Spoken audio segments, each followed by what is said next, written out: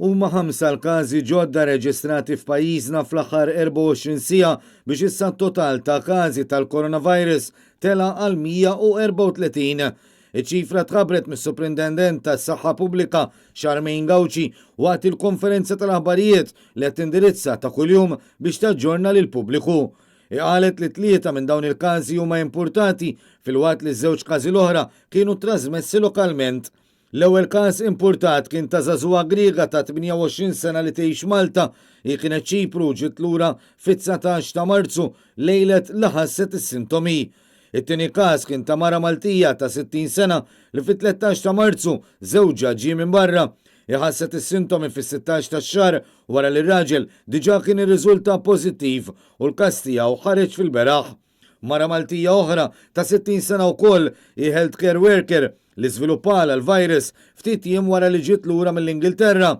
L-ewwel swab test li sarula irriżultawla fin-negattiv b'dak pożittiv irriżulta fil-25 ta' Marzu.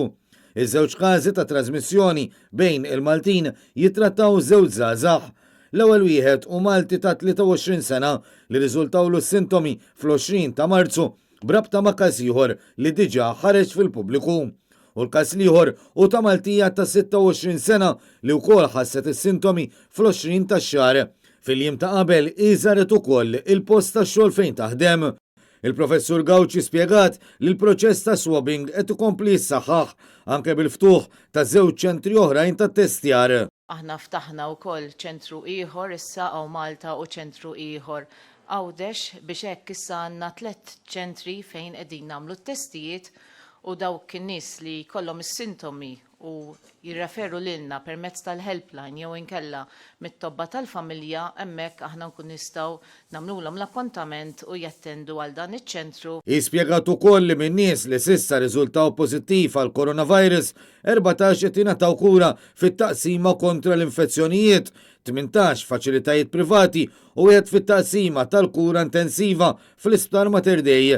Il-kumplament jinsabu f'darhom fil-waqt li f'residenzi tal-anzjani s'issa m'hemmx każi. Ir-raġel li jinsab fl-ITU Malti ta' 61 sena għadu qed jingħata l-kura f'dan il-unit, iżda fortunatament mhux f'kundizzjoni kritika. Sa dan it-tant il-Professur Gauci wieġbet mis-sossijiet ta' Net News dwar il-proċeduri l-ġodda li qed jiġu adottati mal-koppji li se jkollhom wil ġdid.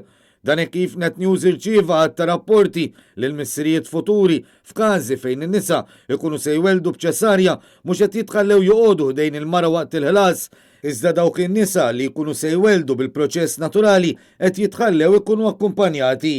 Qalet li f'ċirkostanzi bħal dawn isir risk assessment tas-sitwazzjoni u minn hemm jiġu mfassla linji gwida ġodda fl-aħjar interess tal-persuni kollha involuti.